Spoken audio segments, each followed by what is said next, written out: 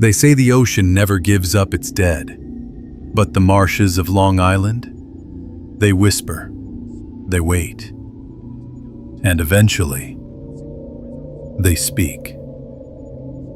I'm Crime Uncoded, and tonight we step into the reeds into a case where truth sinks like stone, and evil wears the face of a neighbor. We'll explore a mystery that chilled a nation, the Long Island serial killer. But this isn't just about bodies on the beach. It's about silence. It's about shadows. And it's about how secrets get buried. In sand, in power, in time. May 1st, 2010. It's just after 4:51 a.m. A young woman named Shannan Gilbert, a 24-year-old escort from Jersey City, runs screaming through the quiet, gated community of Oak Beach, Long Island. She's not just scared, she's terrified. She dials 911 and stays on the line for 23 chilling minutes. "They're trying to kill me," she cries out. Her voice is frantic, disoriented. She bangs on doors, begs for help, but no one answers. By the time police arrive, an hour later, she's gone. This is based on a Reddit post from Our True Crime, where someone wrote, "Shannan didn't die quietly. She was screaming into the void, and no one listened." Her disappearance might have been dismissed. Another tragic tale of a vulnerable woman slipping through society's cracks if it weren't for what came next. Because in the search for Shannan, they found someone else. Then another. Then another. Shannan was the catalyst, but she wasn't the beginning. December 2010, 7 months after Shannan vanished. A Suffolk County officer and his K-9 search unit sweep the thick brush along Ocean Parkway. That's when they find her. Not Shannan, but someone else. Maureen Brainerd Barnes, 25, missing since 2007.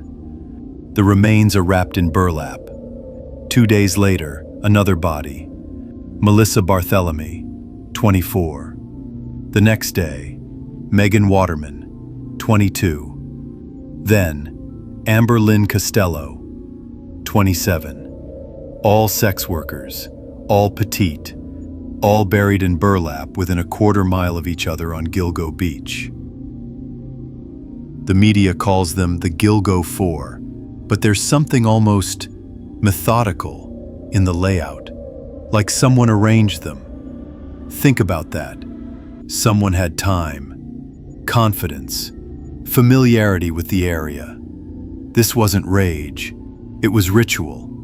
And burlap isn't just a concealment tool, it's symbolic, earthy, decomposable, almost like a message. Crime scene investigators note no signs of trauma visible on the skeletons, no blood evidence nearby. It's like the killer didn't just take their lives, he erased their deaths. 4 names unearthed, and still the earth held more. Between March and April of 2011, 6 more sets of remains are discovered, spread across Nassau and Suffolk County. Some are dismembered, some incomplete, and some not identified to this day. Among them, a toddler, an Asian male, partial remains of a woman found years earlier in Manorville. And finally, in December 2011, Shannan Gilbert's body is located. But her remains are different.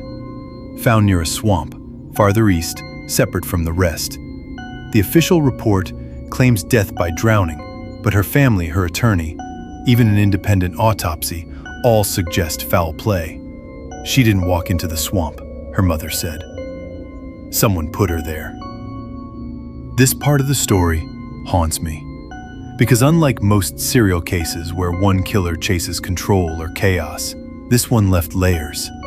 Some victims are staged, some scattered, some hidden like trophies. Reddit sleuths theorize that more than one killer might be involved, or perhaps a killer who evolved, changed his methods over time, adapted.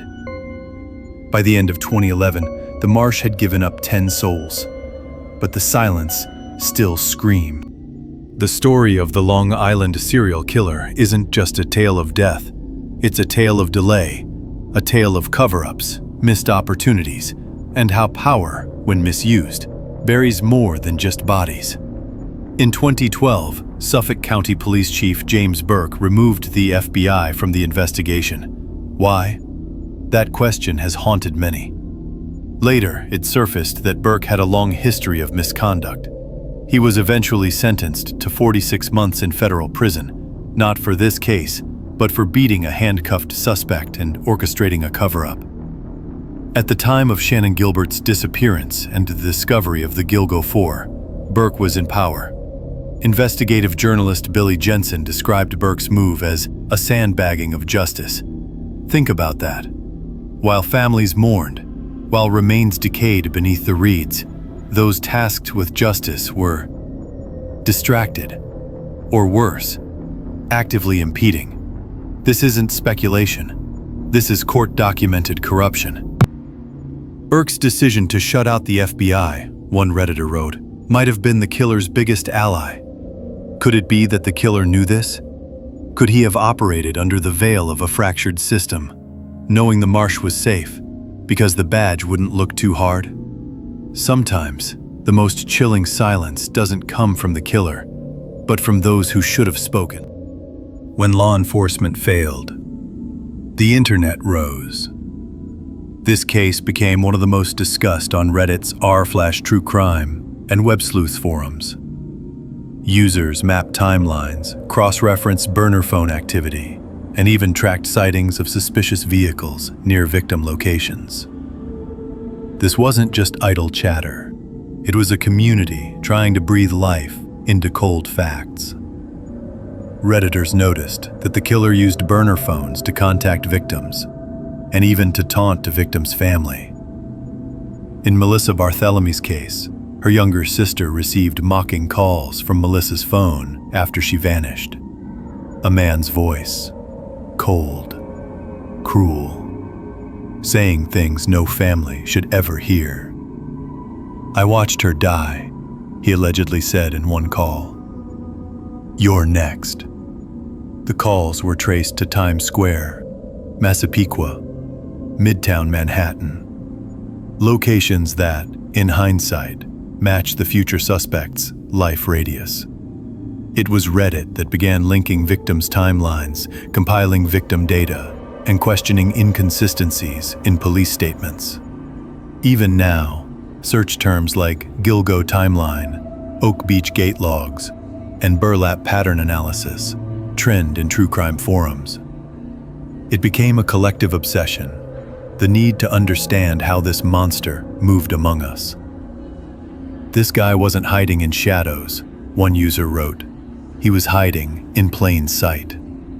And perhaps that's the scariest part. While the marsh concealed the bodies, the internet uncovered the patterns. For over a decade, the case stagnated. Leads faded, news cycles moved on. The marshland, once a site of horror, returned to silence. Until July 2023. After years of speculation, whispers, and digital sleuthing, the Suffolk County Police Department made an announcement that stunned the nation. A man named Rex Heuermann had been arrested, 61 years old. Architect, family man, suburban resident of Massapequa Park, just 20 minutes from Gilgo Beach. But the way they found him, that's what stays with me. It wasn't surveillance footage. It wasn't a confession. It was a discarded pizza crust. In January 2023, investigators retrieved a pizza box that Heuermann had thrown away outside his Manhattan office. DNA from that crust matched genetic material found on burlap used to wrap one of the victims. In another stunning moment, a Monster Energy can left at the crime scene matched his DNA as well. After all these years, a slice of pizza and a can of energy drink cracked the code. But that's not all. They connected burner phones, phones used to contact and lure victims, to areas where Heuermann lived and worked. In total, he was charged in the deaths of Melissa Bartholomew, Megan Waterman, Amber Costello, and later Maureen Brainerd Barnes. And suddenly, the headlines weren't about the unknown. They had a name. After 13 years, the monster had a face, and it was painfully familiar. Rex Heuermann didn't live in the woods. He wasn't some shadow-dwelling drifter. He lived in a 2-story red house on a quiet Long Island street. He had a wife, 2 kids, a job in Midtown Manhattan. He built high-end office spaces and worked with city planners. He attended barbecues, went grocery shopping, laughed with neighbors. To them, he was just Rex. He seemed a little odd, one neighbor said, but harmless. Harmless. Let that word sink in. Because in the eyes of the law, Rex Heuermann was anything but. Authorities described a man who hid in plain sight, operating within the narrow windows between job sites and family vacations.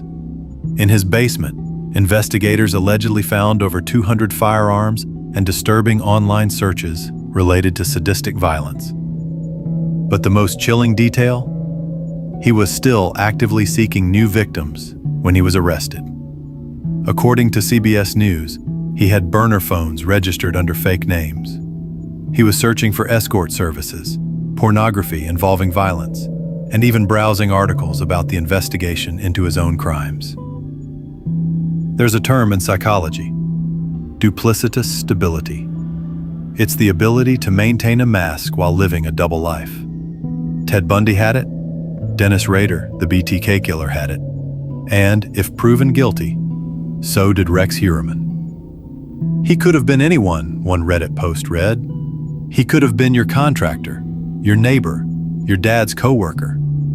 That's what makes this case so disturbing. It wasn't just about evil. It was about how well evil can pretend.